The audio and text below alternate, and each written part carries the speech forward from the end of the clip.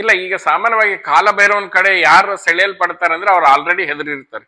ಎಲ್ಲಕ್ಕಿಂತ ಸರಳವಾಗಿರೋದು ಜ್ಞಾನ ಯೋಗ, ಆದ್ರೆ ಅಲ್ಲಿ ಅಹಂಕಾರ ಬಂದ್ಬಿಡ್ತದೆ, ನನ್ಗೆ ಜ್ಞಾನ ಬಂತು ಅಂತ ಸಿಕ್ಕಾಕೊಂಡ್ಬಿಡ್ತಾರೆ. ನನ್ನ ಹಾರ್ಟ್ ಇಂಟೆಲಿಜೆನ್ಸಿ ಅವೇಕನ್ ಆಗ್ಬೇಕಾದ್ರೆ ಮೈಂಡ್ ಇಂಟೆಲಿಜೆನ್ಸಿ ಪೂರ್ಣಕ್ಕೆ ಹೋಗಿ ಅದು ಡ್ರಾಪ್ ಆಗ್ಬೇಕು. ಒಂದು ವಿಚಾರ ನಾವೇನ್ ಹೇಳ್ತೀವಿ ಅಂದ್ರೆ, ಭಗವಂತನ ಕೃಪೆ ಇಲ್ಲದೆ ಜ್ಞಾನ ಸಿಗೋದಿಲ್ಲ. ನಾಹಂ ಕರ್ತ ಹರಿಕರ್ತ ಅನ್ನೋ ಭಾವ ಬರಬೇಕು. ನಂದು ಸ್ವಂತಿಕೆ ಇದರಲ್ಲಿ ಏನು ಇಲ್ಲ, ಯಾವುದೂ ಇಲ್ಲಿ ನನ್ನತನ ಅನ್ನೋದಿಲ್ಲ. ನನ್ನತನ ಅಂತ ಇರುವಂತದ್ದು ಭಗವಂತನಲ್ಲಿನೇ. ಸಮಾಧಿ ಸಾಧನೆ ಮಾಡ್ತಾ ಮಾಡ್ತಾ ಒಂದೊಂದ್ ಸರಿ ಉಂಟಾಗೋದು ಸಮಾಧಿ. ಇದನ್ನೆಲ್ಲ ನಾವು ನಡ್ಕೊಂಡು ಹೋದಾಗ ನಮ್ಮಲ್ಲಿ ಆ ಸಮಾಧಿ ಮಾಡಕ್ ಆಗೋದಿಲ್ಲ, ಉಂಟಾಗುವಂಥದ್ದು. ಇದರ ಅರ್ಥ ಏನಂತಂದ್ರೆ, I go beyond the mind, I slip back to the mind. Because when you are beyond the mind, ಕರ್ಮ ಯಾರು ಮಾಡ್ತಾರೆ? ನಮಗೇನಾಗಿದೆ, ನಮ್ಮ ಜೀವನ ಎಲ್ಲ ಮನರಂಜಿತ ಜೀವನ. ಮನಸ್ಸಿನ ಒದ್ದಾಟಗಳ ಮೇಲೆ ಅಂತ ಮನಸ್ಸಿನ ಬಿಟ್ಟ ಮೇಲೆ ಮತ್ತೆ ಅದನ್ನ ಇಟ್ಕೊಂಡು ಎಲ್ಲಿಂದ ನೀವು ಆಟ ಆಡ್ತೀರಿ? Prime reason people are suffering because of the ignorance they carry in their mind. Society is not moving towards comparison, society is living with comparison. ಮನಸ್ಸು ಅನ್ನೋದು ಓಡ್ತಾನೇ ಇರುತ್ತೆ. ಆ ಓಡೋದಕ್ಕೆ ಫ್ಯೂಯಲ್ ಏನು? ಡಿಸೈರ್ಸ್. ನಿಮ್ ಲ್ಯಾಪ್ಟಾಪ್ ಅಪ್ಡೇಟ್ ಆಗ್ತಿದೆ, ನಿಮ್ಮ ಮೊಬೈಲ್ ಅಪ್ಡೇಟ್ ಆಗ್ತಾ ಇದೆ. Wear as your life, has your life updated so far? ಮತ್ತೆ ಗುರುಜಿ, ಕೆಲವು ದೇವತೆಗಳು ಅಂದ್ರೆ ಫಾರ್ ಎಕ್ಸಾಂಪಲ್ ಕಾಲಭೈರವ, ಅವ್ರನ್ನ ನೋಡಿದ್ರೆ ಸ್ವಲ್ಪ ಜನರು ಹೆದರ್ತಾರೆ. ಅಂದ್ರೆ ಇದು ಫಾರ್ ಎಕ್ಸಾಂಪಲ್ ಆದಿಶಂಕರಾಚಾರ್ಯರು ಕಾಲಭೈರವ ಅಷ್ಟಮ್ ಕೊಟ್ಟಿದ್ದಾರೆ. ಕೆಲವರು ಅದನ್ನ ದೀಕ್ಷೆ ಇಲ್ಲದೆ ಚಾಂಟ್ ಮಾಡ್ತಿರ್ತಾರೆ, ಕೆಲವರಿಗೆ ತುಂಬಾ ಹೆದರಿಕೆ ಆಗ್ತದೆ. ಸೊ ಈ ತರದ ಮಂತ್ರ ಸಹ ವಿದೌಟ್ ದೀಕ್ಷೆ ವಿ ಕ್ಯಾನ್ ಚಾಂಟ್? ಇಲ್ಲ, ಈಗ ಸಾಮಾನ್ಯವಾಗಿ ಕಾಲಭೈರವನ ಕಡೆ ಯಾರು ಸೆಳೆಯಲ್ಪಡ್ತಾರೆ ಅಂದ್ರೆ ಅವ್ರು ಆಲ್ರೆಡಿ ಹೆದರಿರ್ತಾರೆ. ಅವ್ರು ತುಂಬಾ ಭಯ ಇರ್ತಾರೆ, ಅವ್ರಿಗೆ ಶತ್ರು ಭಯ ಇರ್ತದೆ. ಇಲ್ಲ, ಅತಿ ದೊಡ್ಡ ಶತ್ರು ಅಂದ್ರೆ ಹೆಂಡತಿ ಭಯ ಇರುತ್ತೆ. ಅವಳು ಕಾಳಿ ತರ ಇರ್ತಾಳೆ, ಕಾಪಾಡ್ಕೋಬೇಕಾಗಿರುತ್ತೆ. ಏನಿಲ್ಲ, ಯಾರು ತುಂಬಾ ಭಯ ಬಿದ್ದಿದ್ದಾರೋ ಅವ್ರಿಗೊಂದು ಪ್ರೊಟೆಕ್ಷನ್ ಬೇಕು. ಆ ಪ್ರೊಟೆಕ್ಷನ್ಗೆ ಅವ್ರು ನ್ಯಾಚುರಲ್ ಆಗಿ ಅವ್ರ ಕಾಲಭೈರವನ ಕಡೆನೋ ಅಲ್ಲಿ ಅವರು ವಾಲಿರ್ತಾರೆ. ಅವ್ರ ಆಸಕ್ತಿಯ ಪೂರಕವಾಗಿ ಅಲ್ಲಿ ಇರ್ತಾರೆ. ಶಂಕರಾಚಾರ್ಯ ಕೊಟ್ಟಂತ ಕಾಲಭೈರವ ಸ್ತುತಿ ನೋಡಿದ್ರೆ ಎಲ್ಲಾ ಋಷಿಗಳು ಬಂದು ಬ್ಲೆಸ್ ಮಾಡುವಂಥದ್ದು. ಸೊ ನಾರದಿಂದ ಆದಿಯಾಗಿ ಎಲ್ಲರೂ ಬಂದು ಅದನ್ನ ಬ್ಲೆಸ್ ಮಾಡಿರುವಂಥದ್ದು. ಆದ್ದರಿಂದ ಆ ಮಹಾತ್ಮರಿಂದ ಬಂದಿರುವಂಥದ್ದು. ಆ ಚಾಂಟ್ ಮಂತ್ರ ಬೇಡ, ಅದನ್ನ ಸ್ತೋತ್ರ ಹೇಳ್ತಾ ಬಂದ್ರೆ ಸಾಕು, ಒಂದು ಕಾನ್ಫಿಡೆನ್ಸ್ ಬರುತ್ತೆ. ಸಾಮಾನ್ಯವಾಗಿ ಕಾನ್ಫಿಡೆನ್ಸ್ ಬೇಕಾಗ್ಬೇಕಂತವ್ರು ಕಾಲಭೈರವನೋ ನರಸಿಂಹಸ್ವಾಮಿಯೋ ಆ ಥರದ್ದು ಸಾಧನೆನ ಅಥವಾ ಆಂಜನೇಯ ಸ್ವಾಮಿ ಸಾಧನೆಯನ್ನ ಮಾಡ್ತಾರೆ. ಗುರುಜಿ, ಮತ್ತೆ ಇದು ಜ್ಞಾನ ಮಾರ್ಗ ಮತ್ತೆ ಭಕ್ತಿ ಮಾರ್ಗದ ಡಿಫರೆನ್ಸ್. ಭಕ್ತಿ ಮಾರ್ಗ ಹೇಳುವಾಗ ಒಂದು ಮನಸ್ಸಿಗೆ ಬರೋದು ಇಸ್ಕಾನ್ ಅಂತ, they dance, they Singh and all. ಜ್ಞಾನ ಮಾರ್ಗ ಹೇಳಿದ್ರೆ ವಿ ಥಿಂಕ್ ಆಫ್ ಚಕ್ರ ಧ್ಯಾನ ಆಗ್ತದೆ. ಸೊ ಇದ್ರದ್ದು ಮೇನ್ ಡಿಫರೆನ್ಸ್ ಎಂತ Guruji? Both lead to the same path? ಹೌದು, ಎಲ್ಲವೂ ಕೂಡ ಮುಕ್ತಿ ಕಡೆಗೇನೆ ಕರ್ಕೊಂಡು ಹೋಗುತ್ತೆ. ನನ್ನ ಆಸಕ್ತಿಯ ಮೂಲಕ, ನನ್ನದೊಂದು ಸ್ವಭಾವ ಇರ್ತದೆ. ನನ್ನ ಸ್ವಭಾವದಲ್ಲಿ if I am an emotional person, ನನಗೆ ಭಕ್ತಿ ಯೋಗ ಬಹಳ ಸರಳವಾಗಿ ಒಲಿಯತ್ತೆ ಅಂತ. If I am a person with a curiosity, ನನಗೆ ಜ್ಞಾನ ಯೋಗ ತುಂಬಾ ಆಗತ್ತೆ. If I am a person who searches for mysticism, ರಾಜಯೋಗ ಸೂಟ್ ಆಗುತ್ತೆ. ನನಗೆ ಇದು ಯಾವುದೂ ಬೇಡಪ್ಪ, ನಾನು ಬೇರೆ ಕೆಲಸ ಮಾಡ್ಕೊಂಡಿರ್ತೀನಿ, ಕಾಯಕವೇ ಕೈಲಾಸ ಅಂದ್ರೆ ಕರ್ಮಯೋಗ ಸೂಟ್ ಆಗುತ್ತೆ. ಬಟ್ ನಾನು ಎಲ್ಲವನ್ನೂ ತಿಳ್ಕೊಂಡು ಎಲ್ಲಾ ಮಾರ್ಗದಲ್ಲೂ ಕ್ರಮಿಸಿದಾಗ ಒಂದು ಅರ್ಥ ಆಯ್ತು, ಪ್ರತಿ ಮಾರ್ಗಕ್ಕೂ ಜ್ಞಾನದ ಅವಶ್ಯಕತೆ ಇದೆ. ಕರ್ಮಯೋಗಿ ಆಗ್ಬೇಕು, ಹಾಗೆ ಜ್ಞಾನ ಬೇಕು. ರಾಜಯೋಗಿ ಆಗ್ಬೇಕು, ಜ್ಞಾನ ಬೇಕು. ಭಕ್ತಿ ಯೋಗಿ ಭಕ್ತನಾಗಕ್ಕಿಂತ ಮುಂಚೆ ಭಕ್ತಿಯನ್ನು ಅರ್ಥ ಮಾಡ್ಕೊಳ್ಳೋ ಜ್ಞಾನ ಬೇಕು. ಎಲ್ಲಕ್ಕಿಂತ ಸರಳವಾಗಿರೋದು ಜ್ಞಾನ ಯೋಗ, ಆದ್ರೆ ಅಲ್ಲಿ ಅಹಂಕಾರ ಬಂದ್ಬಿಡ್ತದೆ, ನನ್ಗೆ ಜ್ಞಾನ ಬಂತು ಅಂತ ಸಿಕ್ಕಾಕೊಂಡ್ಬಿಡ್ತಾರೆ. ಆದ್ರೆ ಕೊನೆಗೆ ಯಾವ್ದ್ರಿಂದಾನು ಶುರು ಆದ್ರೆ ಅದು ಎಂಡ್ ಆಗೋದು ಭಕ್ತಿಯಲ್ಲಿ. ಯಾಕಂದ್ರೆ ಕರ್ಮ ಮಾಡ್ಬೇಕು ಹೊರಟಿರೋನು ದೇಹದ ಮೇಲೆ ದೇಹಾಭಿಮಾನ ಇರ್ತದೆ, ಅವನಿಗೆ ಕರ್ಮದ ಮೇಲೆ ಅಭಿಮಾನ ಇರ್ತದೆ. ರಾಜಯೋಗಿಗೆ ಅವನ ಅತೀಂದ್ರಿಯ ಶಕ್ತಿಗಳ ಮೇಲೆ ಅಭಿಮಾನ ಇರ್ತದೆ. ನನ್ನ ಕುಂಡಲಿನಿ ಜಾಗರಣ ಬಿಡಿದೆ, ನನ್ನ ಚಕ್ರ ಅನ್ನೋದು ಇದ್ದೇ ಇರುತ್ತೆ. ಆಮೇಲೆ ಜ್ಞಾನ ಯೋಗದಲ್ಲಿ ಅವನಿಗೆ ಅಹಂಕಾರ ಅಂತ ಗಟ್ಟಿಯಾಗಿರ್ತದೆ, ಜ್ಞಾನದ ಅಹಂಕಾರ ಇರುತ್ತೆ. ಈ ಮೂರು ಡ್ರಾಪ್ ಆದಾಗ ಅವನು ಭಕ್ತನಾಗ್ತಾನೆ. ಸೊ ಭಕ್ತ ಅನ್ನೋದು altogether different intelligence that we handle. ನನ್ನ ಹಾರ್ಟ್ ಇಂಟೆಲಿಜೆನ್ಸಿ ಅವೇಕನ್ ಆಗ್ಬೇಕಾದ್ರೆ ಮೈಂಡ್ ಇಂಟೆಲಿಜೆನ್ಸಿ ಪೂರ್ಣಕ್ಕೆ ಹೋಗಿ ಅದು ಡ್ರಾಪ್ ಆಗ್ಬೇಕು. ಸೊ ಹೀಗಾಗಿ ಇಲ್ಲಿ ಯಾವುದು ಮೇಲು ಕೀಳು ಇಲ್ಲ, ಇದು ಅವಸ್ಥೆಗಳು ಅಂತ. ಬಾಲ್ಯಾವಸ್ಥೆ, ಯೌವನಾವಸ್ಥೆ ಹಾಗಿದೆ. ನಾನು ಹುಡ್ಕೊಂಡು ಹೋಗುವಂತ ದಾರಿಯಲ್ಲಿ ನನಗೆ ಮೊದಲು ಯಾವ್ಯಾವ ಸಿಗುತ್ತೆ ಅದ್ ಮಾಡ್ತೀನಿ. ಫಸ್ಟ್ ನಂಗೆ ಏನೂ ಜ್ಞಾನನೂ ಅರ್ಥ ಆಗೋದಿಲ್ಲ, ದೇವ್ರ ಮೇಲೆ ಭಕ್ತಿನೂ ಬರೋದಿಲ್ಲ. ಅದಕ್ಕೆ ನಾನೇನ್ ಮಾಡ್ತೀನಿ, ಅಪ್ಪ ನಾನು ಎಲ್ಲ ಸಾರಿಸಿ ಗೂಡ್ಸಿ ಎಲ್ಲ ಎತ್ತಿ ಇಟ್ಕೊಡ್ತೀನಿ, ನೀನ್ ಪೂಜೆ ಮಾಡಿ, ನೀನ್ ಮಾಡೋದ್ ನೋಡಿದ್ರೆ ನಮ್ಗೆ ಸಂತೋಷ ಅಂತ.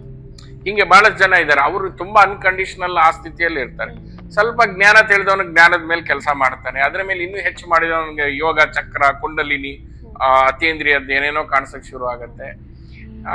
ಒಂದು ವಿಚಾರ ನಾವೇನ್ ಹೇಳ್ತೀವಿ ಅಂದ್ರೆ, ಭಗವಂತನ ಕೃಪೆ ಇಲ್ಲದೆ ಜ್ಞಾನ ಸಿಗೋದಿಲ್ಲ, ಜ್ಞಾನ ಸಿಕ್ಕರೂ ಭಕ್ತಿ ಸಿಗುವುದಿಲ್ಲ, ಇವೆರಡೂ ಸಿಕ್ಕಿದ್ರು ವೈರಾಗ್ಯ ಅಂದ್ರೂ ಸಿಗುವುದಿಲ್ಲ. ಸೊ ಹೀಗಾಗಿ ನಾವು ಸದೈವ ಆ ದೇವಿನ ಏನ್ ಕೇಳ್ಕೋಬೇಕು, ಅನ್ನಪೂರ್ಣೆ ಸದಾಪೂರ್ಣೆ ಶಂಕರ ಪ್ರಾಣವಲ್ಲವೇ ಜ್ಞಾನ ಭಕ್ತಿ ವೈರಾಗ್ಯ ಸಿದ್ಧ್ಯಂತಂ ಭಿಕ್ಷಾಂದೆ, ಭಿಕ್ಷೆನ ಬೇಡ್ತೀನಪ್ಪ, ಭಕ್ತಿ ವೈರಾಗ್ಯವನ್ನು ಕೊಡುವಂತ. ಭಕ್ತಿ ವೈರಾಗ್ಯನ ದೇವಿ ಕೇಳ್ಬೇಕು ಅನ್ನೋ ಜ್ಞಾನ ಇರ್ಬೇಕು ನನಗೆ ಅಂತ. ಸೊ ಈ ಭಕ್ತಿ ಮತ್ತು ವೈರಾಗ್ಯ ಸಹಜವಾಗಿ ಲಭಿಸೋದಂತಲ್ಲ, ಅದು ತನ್ನಲ್ಲೇ ತನ್ನನ್ನು ಉಂಟಾಗುವಂಥದ್ದು. ಸೊ ಉಳಿದಿದ್ದೆಲ್ಲ ನೀವು ಮಾಡುವಂಥದ್ದು, ಕೆಲವೊಂದು ಉಂಟಾಗುವಂಥದ್ದು. ಹಾಗೆ ಗುರುಜಿ, ಮತ್ತೆ ಜ್ಞಾನ ಮಾರ್ಗದಲ್ಲಿ ಒಂದು ಕ್ವೆಶನ್, ನೀವು ಈಗ ಹೇಳಿದ್ರಿ we can speak about spiritual ego. ಅದು when we get information, probably ಕುಂಡಲಿನಿ ಚಕ್ರ, ಅದೊಂದು ಈಗೋ ನನಗೆ ಗೊತ್ತಾಯ್ತು ಇದನ್ನು ಹೇಗೆ ಟೈಮ್ ಮಾಡೋದು? ಬಿಕಾಸ್ ಎಸ್ಪೆಷಲಿ ಈಗ ಕಲಿಯುಗದಲ್ಲಿ ಈಗೋ ಜೊತೆಗೆ ತುಂಬಾ ಜನ ಸಫರ್ ಆಗ್ತಿದ್ದಾರೆ, and we think that I is I. That is the confusion. Common ಈಗೋನ ಹ್ಯಾಂಡಲ್ ಮಾಡ್ಬೋದು, ಈ ಸ್ಪಿರಿಚುವಲ್ ಈಗೋನ ಹ್ಯಾಂಡಲ್ ಮಾಡೋದು ತುಂಬಾ ಕಷ್ಟ. ನಾವು ಅದರ ಈ ಈಗೋನ ಅನಿಲೈಟ್ ಮಾಡ್ತಿದ್ದೀನಿ ಅನ್ಕೊಂಡು ದೊಡ್ಡ ಸ್ಪಿರಿಚುವಲ್ ಈಗೋ. ಹೀಗಾಗಿ ಒಂದ್ 4 ಜನ ಸಂತರ ಒಂದು ಸ್ಟೇಜ್ ಮೇಲೆ ಹಾಕಿ ಅವ್ರ ಈಗೋ ಎದ್ದು ಕಾಣಿಸ್ತಾನೆ ಇರ್ತದೆ, ನನಗ್ ಮರ್ಯಾದೆ ಕೊಡ್ಲಿಲ್ಲ ಅಂತ. ಸೊ ಯಾರು ಆ ಜ್ಞಾನಿಗೆ ಭಕ್ತನಾಗ್ಬೇಕಂದ್ರೆ ನಾಹಂ ಕರ್ತ ಹರಿಕರ್ತ ಅನ್ನೋ ಭಾವ ಬರಬೇಕು. ಕರ್ತಾ ಭಾವ ಹೋಗಿ ಭೋಕ್ತಾ ಭಾವ ಹೋಗಿ ಸಾಕ್ಷಿ ಭಾವ ಯಾವಾಗ ಅವನಲ್ಲಿ ಉಂಟಾಗ್ತದೋ ಆವಾಗ ಅವನಲ್ಲಿ ಭಕ್ತಿ ಸ್ಫುರಣೆ ಆಗ್ತದೆ, ಆವಾಗ ಸ್ಪಿರಿಚುವಲ್ ಈಗೋ ಆಟೋಮೆಟಿಕ್ಲಿ ಬಿದ್ದು ಹೋಗ್ತದೆ. ಇನ್ ದ ಸೆನ್ಸ್ ಇದನ್ನ ಅಸ್ಯೂಮ್ಡ್ ಆಗಿ ಮಾಡುವಂಥದ್ದಲ್ಲ, ಹ್ಯಾಬಿಟ್ ಅಂತ ಮಾಡುವಂಥದ್ದಲ್ಲ, ರಿಚುವಲ್ ಅಂತ ಮಾಡುವಂಥದ್ದಲ್ಲ. ಅವನಿಗೆ ಸಾಕ್ಷಾತ್ಕಾರ ಆಗ್ತದೆ, ನಾನು ಏನೂ ಮಾಡ್ತಾ ಇಲ್ಲ. ನಾನು ಹುಟ್ಟೋಕ್ಕಿಂತ ಮುಂಚೆ ತಂದೆ ತಾಯಿನ ಕೊಟ್ಟ, ಗಾಳಿ ಬೆಳಕನ್ನ ಕೊಟ್ಟ, ಶರೀರವನ್ನ ಎಲ್ಲವೂ ನೀವು ವಿಚಾರ ಮಾಡ್ತಾ ಹೋದ್ರೆ ನಂದು ಸ್ವಂತಿಕೆ ಇದರಲ್ಲಿ ಏನೂ ಇಲ್ಲ.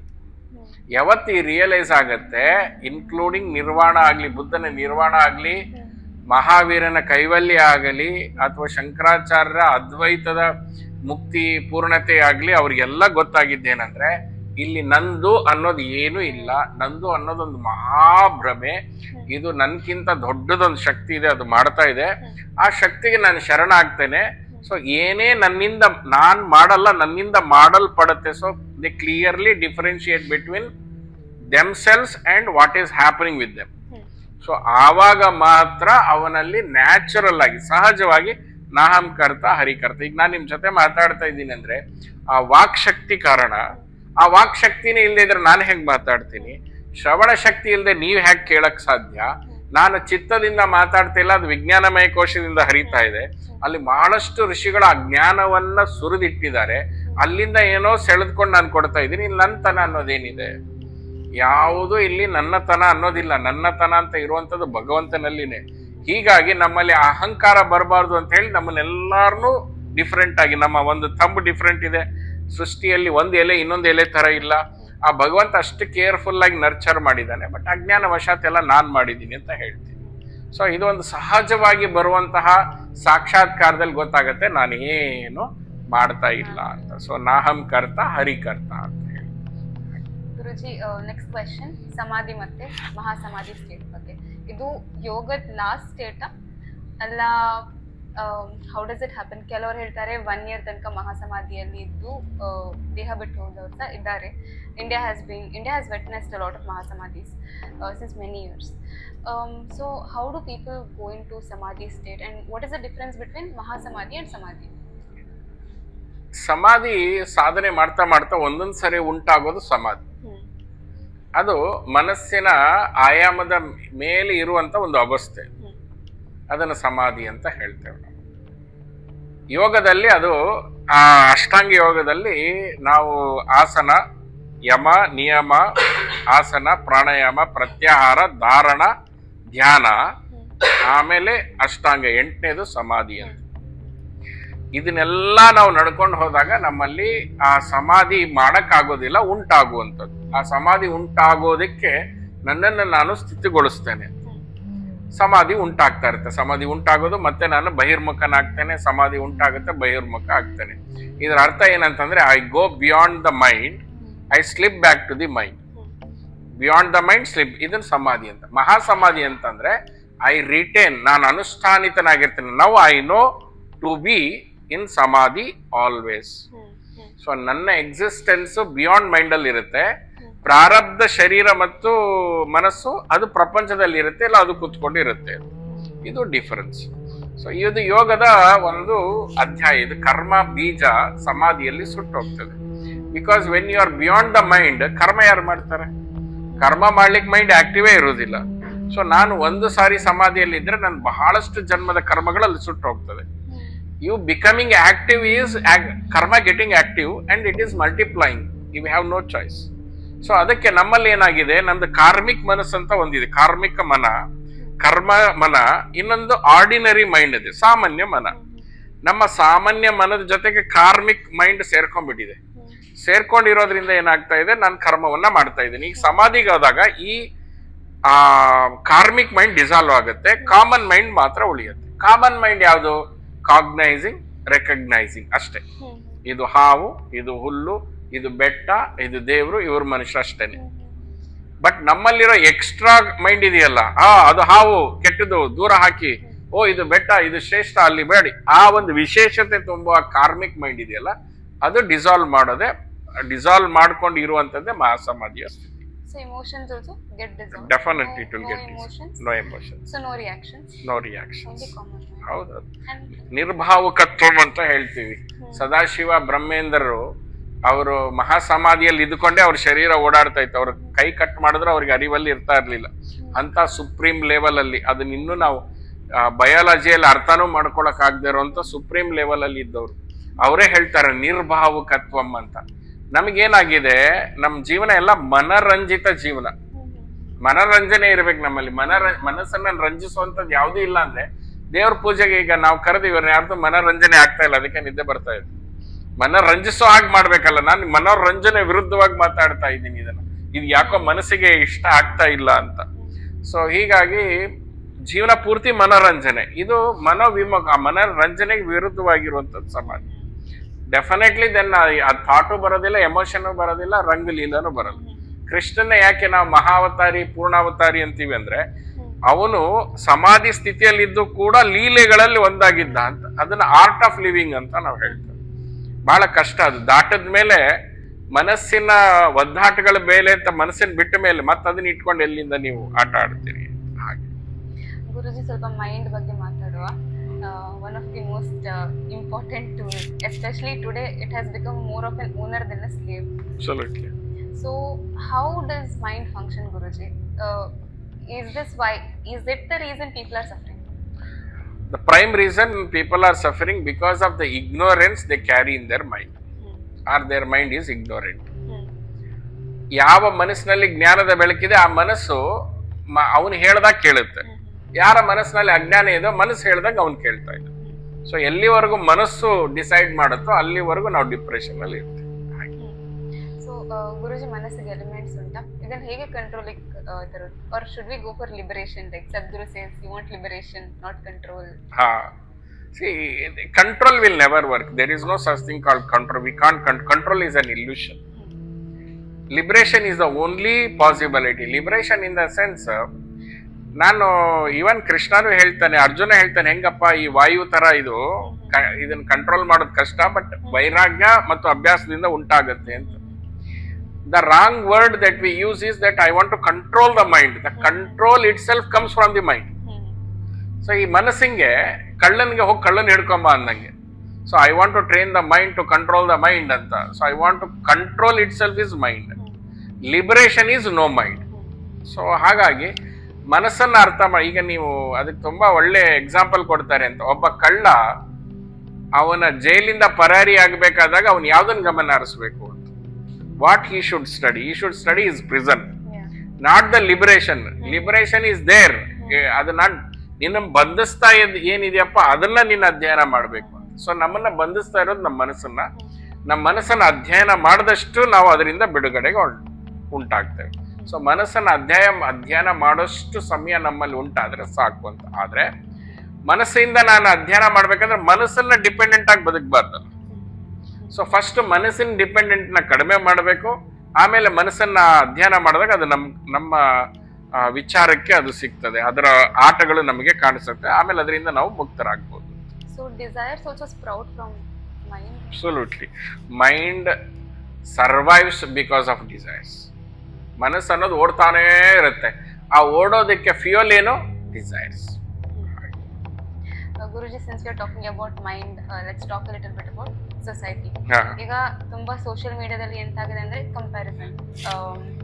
ಈಗ ಪೇರೆಂಟ್ಸ್ ಸ್ವಲ್ಪ ಹಾಗೆ ಮಾಡ್ತಾರೆ, ಮಕ್ಕಳನ್ನ ಮಾರ್ಕ್ಸ್ ಕಂಪೇರ್ ಮಾಡೋದು, ಅಚೀವ್ಮೆಂಟ್ಸ್ ಕಂಪೇರ್ ಮಾಡೋದು, ಅಂಡ್ ಈವನ್ ಹ್ಯೂಮನ್ ಬೀಯಿಂಗ್ಸ್ ನಮ್ಗೆ ಎಂತ ಹೇಳಿಕೊಡ್ತಾರೆ ಅಂದ್ರೆ you have to get more and more and more. ಈಗ ನಾವು ಮನೆ ಕಟ್ಟಿದ್ರೆ ಸಹ ಪಕ್ಕದ ಮನೆಯವ್ರು ದೊಡ್ಡ ಮನೆ ಕಟ್ಟಿದ್ರೆ ನಮ್ಗೆ 2 ಫ್ಲೋರ್ ಜಾಸ್ತಿ ಕಟ್ಟಬೇಕು. Mind is that. So why society moving towards comparison? Will this increase, I mean considering Kaliyuga? Society is not moving towards comparison. Society is living with comparison. ನಾವು ಮೊನ್ನೆ ಮೊಬೈಲ್ ತಗೊಂಡ್ರೆ ಯಾರು, ಈಗ ಅದ್ರದ್ದು ಅಪ್ಡೇಟ್ ಆಗ್ಬಿಟ್ಟಿದೆ. You know more use the Nokia, you use iPhone. ಈಗ ಐಫೋನ್ದು 18ನೇ ವರ್ಷನ 20ನೇ ವರ್ಷನ. ನಿಮ್ಮ ಲ್ಯಾಪ್ಟಾಪ್ ಅಪ್ಡೇಟ್ ಆಗ್ತಿದೆ, ನಿಮ್ಮ ಮೊಬೈಲ್ ಅಪ್ಡೇಟ್ ಆಗ್ತಾ ಇದೆ. Wear as your life, has your life updated so far? No. Has society evolved? Update ಆಗಿದೆಯಾ? ಇಲ್ಲ. ಇದು ಇನ್ನು ಹಳೆಯ ಸಾಫ್ಟ್ವೇರ್ ಜೊತೆ ರನ್ ಆಗ್ತಾ ಇದೆ. ಬಿಕಾಸ್ ದ ಲಾಸ್ಟ್ ಮಹಾತ್ಮ ಯಾರು? ಬುದ್ಧ, ಮಹಾವೀರ, ಅದರ ನಂತರ ಬಂದ ಶಂಕರ, ಅದಕ್ಕೆ ಅಟೆಂಪ್ಟ್ ಮಾಡಿರೋ ಬಸವಣ್ಣ, ಅಷ್ಟೇನೆ. ಅದಾದ್ಮೇಲೆ ನಮ್ಮ ಸೊಸೈಟಿಯಲ್ಲಿ ಅಪ್ಡೇಟ್ ಆಗ್ಲೇ ಇಲ್ಲ. ಹೀಗಾಗಿ ನೋನ್ ಫಾರ್ಮುಲಾದಲ್ಲಿನೇ ಅವ್ರು ಬದುಕ್ತಾ ಇದ್ದಾರೆ. ಸೊ ನೋನ್ ಫಾರ್ಮುಲಾ ಏನು? ಅವ್ನು ಹೆಂಗ್ ಬದುಕ್ತಾ ಇದ್ದ, ನಾನು ಹಂಗ್ ಬದುಕ್ತೀನಿ. ಅವ್ನು 1 ಮನೆ ಕಟ್ಟದ, ನಾನು 2 ಮನೆ ಕಟ್ತೀನಿ. ನನ್ನ ಸ್ಟ್ಯಾಂಡರ್ಡ್ ಆಫ್ ಲಿವಿಂಗ್ ಇನ್ನೊಬ್ಬನ್ ನೋಡಿ ಡಿಸೈಡ್ ಮಾಡ್ತಾ ಇದ್ದೀನಿ. ಸೊ ಹೀಗಾಗಿ entire society is working on that gamble only. ಅಮೆರಿಕಾದಲ್ಲಿ ಮೊದಲು ಒಂದು ಆಡ್ ಬರ್ತಾ ಇತ್ತು, ಮನೆಗೊಂದು ಕಾರು. ಈಗ ಎಲ್ಲರ ಮನೆಯಲ್ಲೂ ಕಾರ್ ಆಗೋಯ್ತು. ಇವಾಗ ಏನ್ ಮಾಡೋದು? ಇವಾಗ ಮನೆಯಲ್ಲಿ ಇದ್ದರೆ 2 ಕಾರು, ನೀವು ಶ್ರೀಮಂತರು ಅಂತ ಇನ್ನೊಂದು ಆಡ್. ಅವು 2 ಕಾರ್ ತಗೊಳ್ಳೋದೇ ಒಂದು ದೊಡ್ಡ ಹೋರಾಟ ಆಗೋಯ್ತು. ಅದು ಯಾವ್ದು ಯೂಸ್ ಮಾಡೋದಿಲ್ಲ. 4 car will create more confusion. Will I use this car or that car ಅಂತ. ಸೊ ಈಗೇನಾಗಿದೆ, ಸೊಸೈಟಿ ಅಪ್ಡೇಟ್ ಆಗೋವರೆಗೂ, ಅದನ್ನ ಅಪ್ಡೇಟ್ ಮಾಡೋನ್ ಬರೋವರೆಗೂ ಇದು ಏನು ಉದ್ಧಾರ ಆಗೋದಿಲ್ಲ. ಇದು ಹೀಗೇನೆ. ಸೊ ಸೊಸೈಟಿಯಲ್ಲಿ ಎವಾಲ್ವ್ ಆಗ್ಬೇಕು ಅಂತಂದ್ರೆ, ಸೊಸೈಟಿ ಯಾರು ಅಂದ್ರೆ ನಾನು ಮತ್ತು ನೀವು. ಸೊ ನಾನು ಎವಾಲ್ವ್ ಆಗ್ತೇನೆ. ಅದಕ್ಕೆ ಒಬ್ಬ ಮಹಾತ್ಮ ತುಂಬಾ ಚೆನ್ನಾಗಿ ಹೇಳ್ತಾನೆ, ಎಲ್ಲಾರು ಬದುಕಿರೋ ಹಾಗೆ ಬದುಕೋಲ್ಲ ನಾನು, ನನ್ನ ಬದುಕನ್ನ ನಾನ್ ಕಂಡ್ಕೊಂಡು ನಾನು ಹಾಗೆ ಬದುಕ್ತೇನೆ ಅಂತ. ಸೊ ಅವನ್ ಹಾಗೆ ಕಂಡ್ಕೊಂಡು ಅವನ್ ಹಾಗೆ ಬದುಕ್ದ. ಅದನ್ನ ಇಷ್ಟಪಟ್ಟಿರೋರು ಮತ್ತೆ ಅಲ್ಲೊಂದು ಗುಂಪು ಕ್ರಿಯೇಟ್ ಆಯ್ತು. ಈ ಸೊಸೈಟಿ ಸೈಕಾಲಜಿನೇ ಹಂಗೆ. ಯಾವ ಬುದ್ಧ ಮೂರ್ತಿ ಪೂಜೆ ಮಾಡಬಾರ್ದಂದ್ರು ಅವಂದೇ ಒಂದು ಮೂರ್ತಿ ಮಾಡಿ ಹಾಕ್ತಾರೆ. ಯಾವ ಬಸವಣ್ಣ ಈ ಜಾತಿನೇ ಇರಬಾರ್ದು ಅಂದ್ರೆ ಬಸವಣ್ಣಂದೇ ಒಂದು ಜಾತಿ ಮಾಡ. ಈ ಫಾಲೋವರ್ಸ್ ಇರೋವರೆಗೂ ಇದು ಪ್ರಾಬ್ಲಮ್. ಫಾಲೋವರ್ಸ್ಗೆ ಏನಾದ್ರು ಒಂದು ಬೇಕೇ ಬೇಕು ಟು ಫಾಲೋ. ಇದು ಅಗೇನ್ ಸೊಸೈಟಿನ ಒಂದು ಮಾಸ್ ಮೈಂಡ್ ಅಂತ ತಗೊಂಡ್ರೆ, mind always follows. It will not think ಎಲ್ಲರೂ ಹಂಗೆ ಬದುಕ್ತಾರೆ, ನಾನು ಹಂಗೆ ಬದುಕಬೇಕು ಅವಶ್ಯಕತೆ ಇಲ್ಲ ಅಂತ. ಎಲ್ಲರ ಹಾಗೆ ಬದುಕಬಾರದು ಅಂತ ಬದುಕಿದ್ದವನ್ನೇ ನಾವು ಸಂತರು, ಮಹಾತ್ಮರು, ಸನ್ಯಾಸಿಗಳಂತ ಹೇಳಿ ನಾವು ಅವ್ರನ್ನ ಆರಾಧನೆ ಮಾಡ್ತೀವಿ. ಈಗ ಸದ್ಗುರು ಜಗ್ಗಿ Vasudev, he lived exuberant life and people followed him. They followed him but they never became like him. That is a problem. They ended up as a follower. That is what is our problem is. You should not end up as a follower. You should find your own way. You should become a sadguru by yourself. You should move towards self-realization. Yeah, you should realize ನಿನ್ life ನೀನ್ ಮಾಡು. ನಮ್ಮಲ್ಲಿ ಏನಾಗಿದೆ, ಉಪವಾಸ ಮಾಡೋಕ್ಕೂ ಇಷ್ಟ, ಅಳಕ್ಕೂ ಇಷ್ಟ. ನಾನು ಉಪವಾಸನೂ ಮಾಡ್ತೀನಿ ಅಂತೀವಿ, ಆದ್ರೆ ಹಸ್ಕೊಂಡಿರಕ್ ಆಗಲ್ಲ ಅಂತೀವಿ. ಈ ಅಳಬುರುಕಿತನ ಇರೋವರೆಗೂ ಅವನ್ ಯಾವತ್ತೂ ಉದ್ಧಾರ ಆಗೋದಿಲ್ಲ. He should live with his consequences. ಅಲ್ಲಿ ಸ್ವ ಅಭಿಮಾನ ಜಾಸ್ತಿ ಬರ್ಬೇಕು. ನಮ್ಮ ಸಮಾಜದಲ್ಲಿ ಸ್ವಾಭಿಮಾನ ಇಲ್ಲ.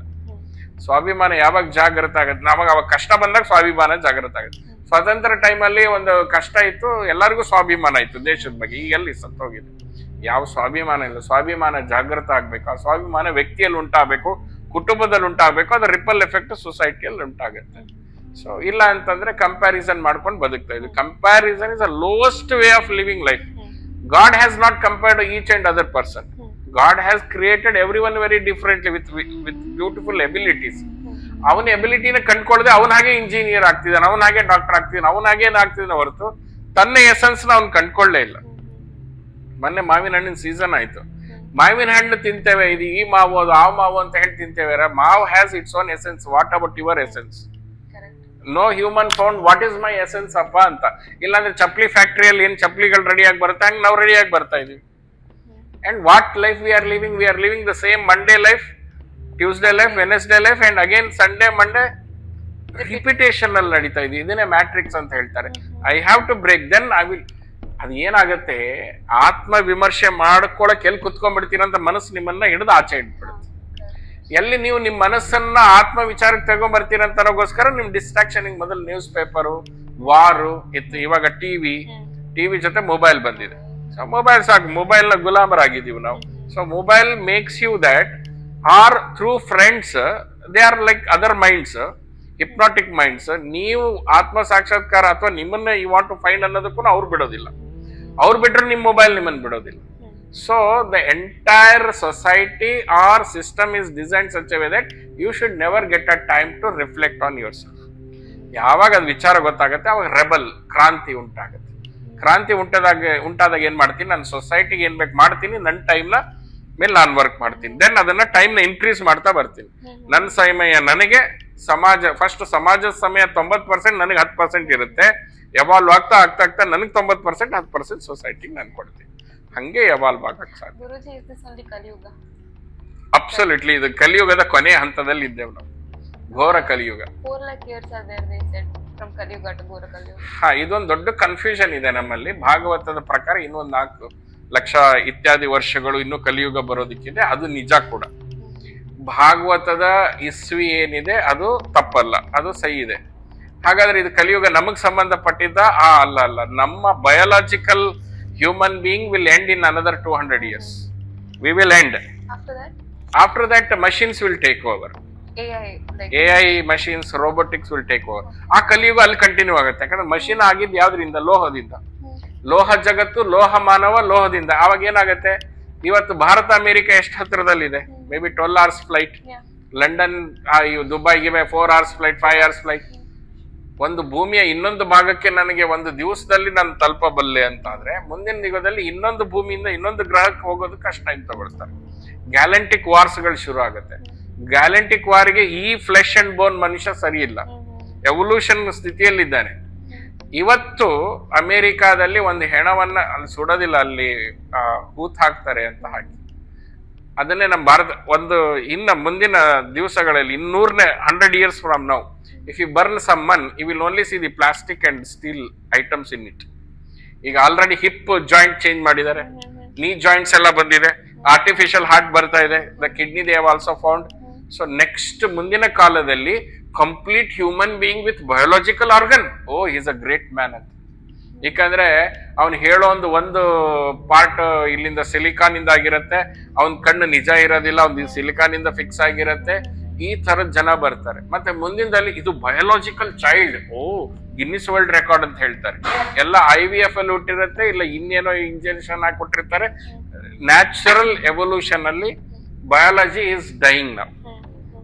ಅದು ಪರಿಸ್ಥಿತಿಗೆ ಮತ್ತೆ ಪೊಲ್ಯೂಷನ್ ಹೆಂಗ್ ಮಾಡಿ ಹಾಳು ಮಾಡಿದ ಪ್ರಕೃತಿಗೆ ಈ ಶರೀರ ಇನ್ನು ಮುಂದಿನ ದಿವಸದಲ್ಲಿ ತಡ್ಕೊಳಕ್ಕಾಗೋದಿಲ್ಲ. ಸೊ ಸ್ಲೋಲಿ ನಮ್ಮ ಬಾಡಿಯಲ್ಲಿ ಮೆಟಲ್ಸ್ ಬರುತ್ತೆ, ಸಿಲಿಕಾನ್ ಬರುತ್ತೆ, ಪ್ಲಾಸ್ಟಿಕ್ ಬರುತ್ತೆ. Slowly it will control, then artificial intelligence will take over things. ಈ ತರ ಅದನ್ನ ನಾವು ಘೋರ ಕಲಿಯುಗ ಅಂತೀವಿ. ಅಂತ ಟೈಮಲ್ಲಿ ನಾವು ಇರಬಾರ್ದು. ಮುಂಬರುವ 100 ವರ್ಷಗಳ ನಂತರ ನಾವು ಈ ಭೂಮಿ ಮೇಲಿದ್ರೆ ತುಂಬಾ ಕಷ್ಟ. We don't survive, we don't like it. ಈಗ ನೋಡಿ, 1947, 1930s ಅಲ್ಲಿರೋ ಜನನ್ ಕರ್ಕೊಂಬಂದ್ಬಿಡಿ, will they survive with this world? They will not survive. ಏನು ಫ್ರಿಜ್ ಅಲ್ಲಿ ಇಟ್ಕೊಂಡು ತಿಂತೀರಾ, ಅದೇನೋ ಓವನ್ ಅಲ್ಲಿ ಸುಟ್ಕೊಂಡು ತಿಂತೀರಾ, ಅಯ್ಯೋ ಇದೊಂದು ಬದುಕಾ ಅಂತ. ಅವರು they will go to depression, commit suicide.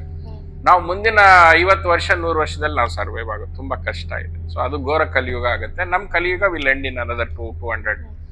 Almost end ಆಗ್ತಾ ಇದೆ ಋಷಿಗಳ ಪ್ರಕಾರ. ಯಾರ್ದು ಹ್ಯೂಮನ್ ಬಯಾಲಜಿ ಇರುವಂತವ್ರದ್ದು 200 ವರ್ಷ ಅಷ್ಟೇನೆ ಇರುವಂತದ್ದು.